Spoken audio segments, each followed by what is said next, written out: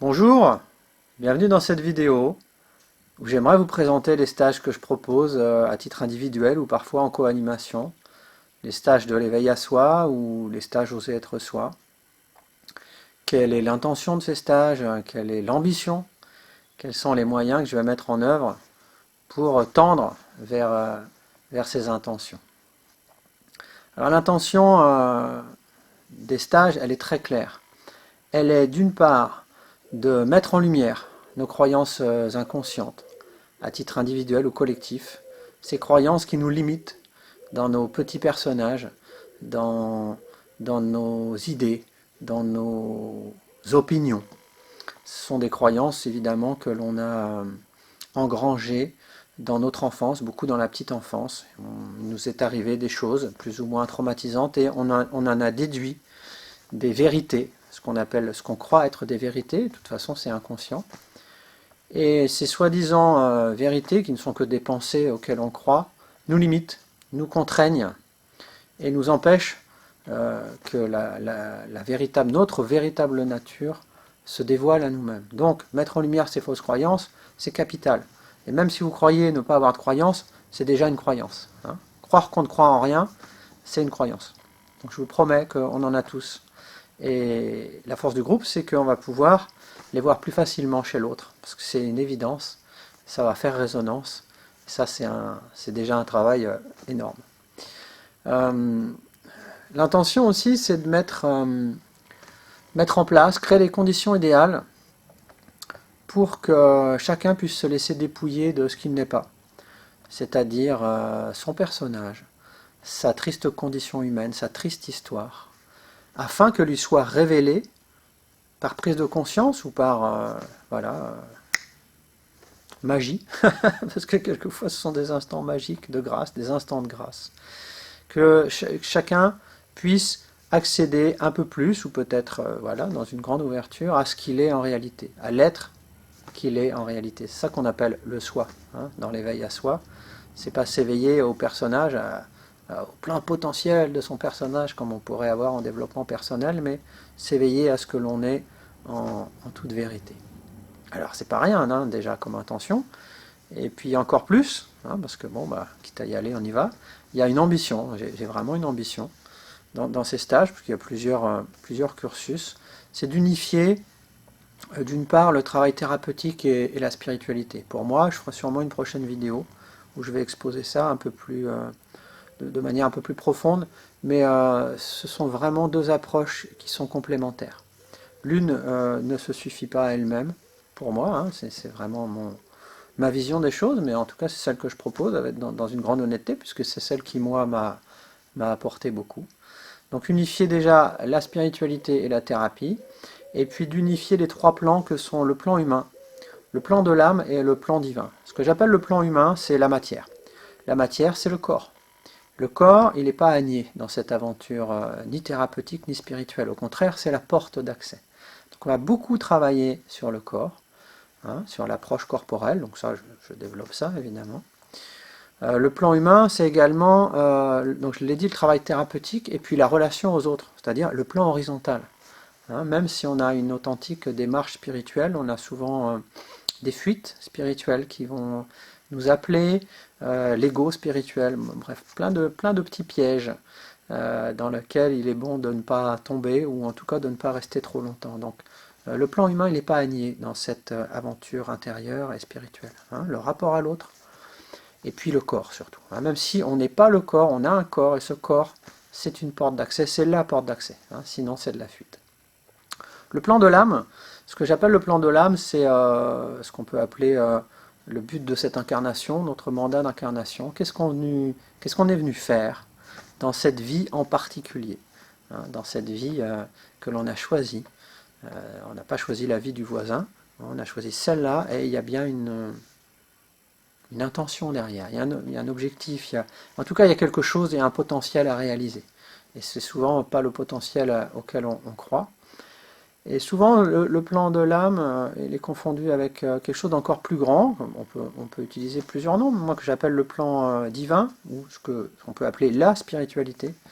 C'est-à-dire qu'on a un mandat à titre individuel, mais à titre collectif, finalement, on a tous le même mandat d'incarnation, c'est de s'éveiller à notre véritable nature, c'est de s'éveiller, de se réveiller de ce cauchemar, de cette triste condition humaine du petit personnage dans ce monde fini, limité, c'est de s'éveiller au contraire à l'infini, c'est de s'éveiller à l'infini que l'on est. Et ça, c'est pas une mince affaire, mais ça dépasse le mandat individuel. Mais ça ne le nie pas. C'est pour ça que je parle d'unifier. C'est pas renier le corps, c'est pas renier son mandat d'incarnation, mais c'est peut-être mettre ça en perspective dans quelque chose d'encore plus large et plus vaste. Hein, donc voilà. Ces trois plans-là, pour moi, ils sont à unifier. Et c'est pour ça qu'on n'a pas trop de plusieurs cursus. Hein. On commence avec un premier en général, là où on en est tous, souvent sur le plan émotionnel, et même si on est tous différents, chacun a son histoire, j'ai pu observer qu'il est bon de commencer plutôt par un travail, même s'il est lié à la spiritualité, un travail thérapeutique lié à l'émotionnel qui vit en nous. Alors, les moyens mis en œuvre, qu'est-ce qu'on fait concrètement pendant le stage? Pendant un stage, j'aime bien alterner deux états. Hein, il y a un travail actif et puis un travail de fond.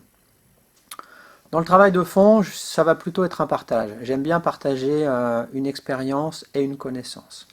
Une expérience, c'est-à-dire mon expérience, finalement, elle peut servir aussi. Je suis tombé aussi dans beaucoup d'écueils que j'expose, que je vous transmets, que je vous partage. Et puis, au contraire, des choses qui m'ont beaucoup aidé, autant que ça serve. Hein.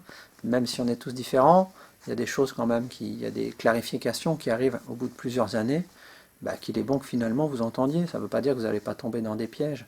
Mais voilà, l'expérience, c'est pas pour me raconter, mais c'est quand même pour amener du concret.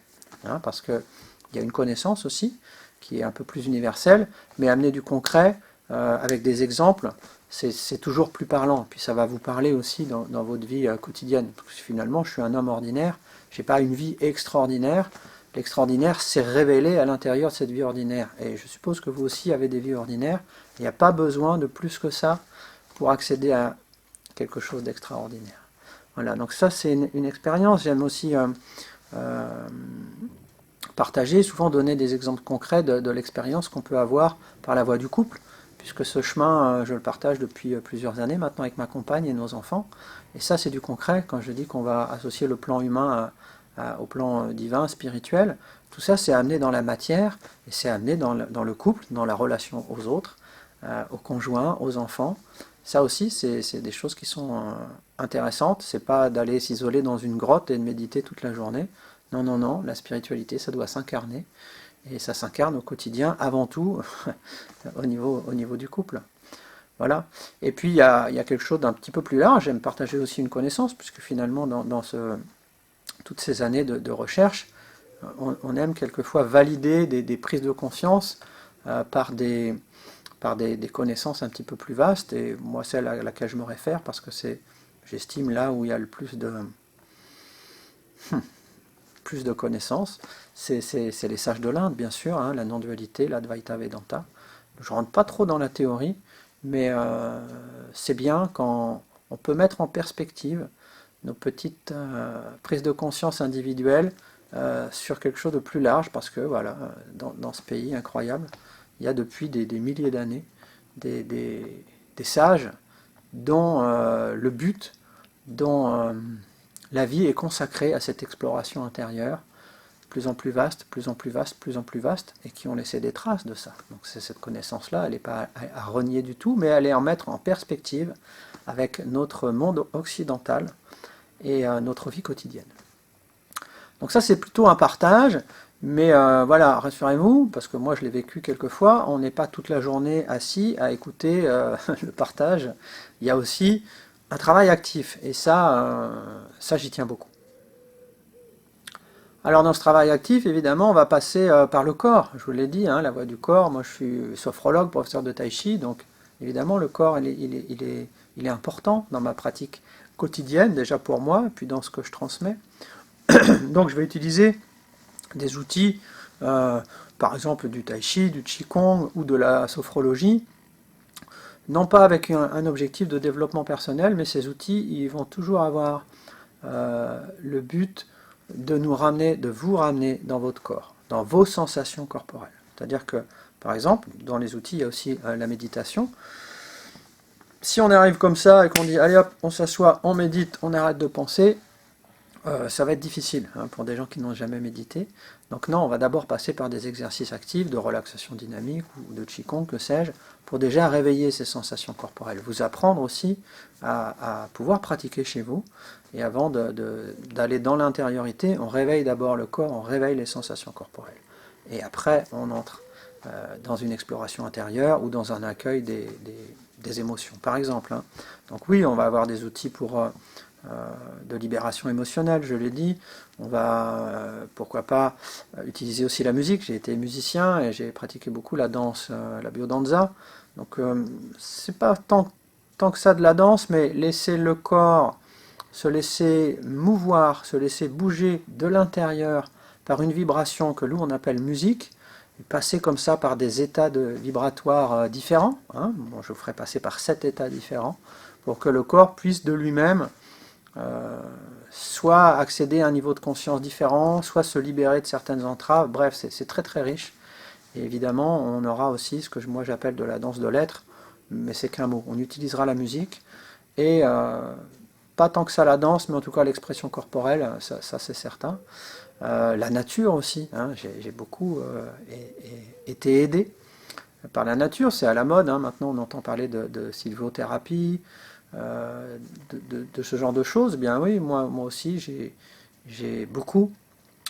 me suis beaucoup rendu dans la nature, dans mon travail intérieur, ça m'a beaucoup aidé, donc je vous apprendrai. Évidemment, je transmets aussi des outils simples, pas des choses compliquées, réservées à une certaine élite, avec des incantations, des formules magiques. Non, des choses que tout à chacun peut utiliser en toute simplicité, naturellement, dans son quotidien, pour être aidé, parce que quand on sort du stage, quelquefois, c'est pas évident de retrouver de l'aide. Dans la nature, il y a beaucoup d'aide. Alors évidemment, on ira aussi faire des exercices dans la nature, et puis apprendre 2-3 petites astuces pour retrouver cette capacité, cette aide quand vous serez chez vous. Et puis bien d'autres choses encore, je ne sais pas, la géobiologie, l'art-thérapie, plein d'outils que nous, parce qu'on travaille beaucoup avec ma compagne, on a finalement engrangé au fur et à mesure de toutes ces années. Mais ces outils, ce ne sont que des outils, ce ne sont pas des objectifs. L'intention, c'est toujours de revenir au corps, c'est-à-dire de squeezer l'espace mental pour revenir à l'espace d'abord du corps, du ressenti énergétique. Et voilà, la puissance, elle est ici. La puissance du groupe, elle est là aussi, parce que forcément, c'est décuplé par rapport au groupe. Et puis, ce qui est vraiment important avant de terminer cette vidéo, c'est d'expliquer qu'il n'y a pas de plan préétabli. C'est-à-dire que, c'est vrai, les premiers stages que j'ai animés, j'avais un plan, le matin de telle heure à telle heure, pam, pam, pam, tel jour, parce que moi j'arrivais d'un cursus de professeur de musique où j'avais quand même une certaine structure. Alors là, c'est pas du tout comme ça que je fonctionne. Il y a une intention, vous l'avez vu, il y a un objectif, entre guillemets, et puis il y a des outils. Il y a grosso modo quelque chose de prévu, mais la force du groupe, c'est qu'on va pouvoir s'adapter à l'instant présent. Et si on est à l'écoute, et ça c'est mon job, de savoir qu'est-ce qui se vit à l'instant présent, on va sortir comme ça du chapeau tel ou tel exercice, tel ou tel outil pour coller parfaitement à ce qui se vit au niveau du groupe dans l'instant présent. Et c'est pour ça qu'il n'y a aucun stage qui est identique finalement.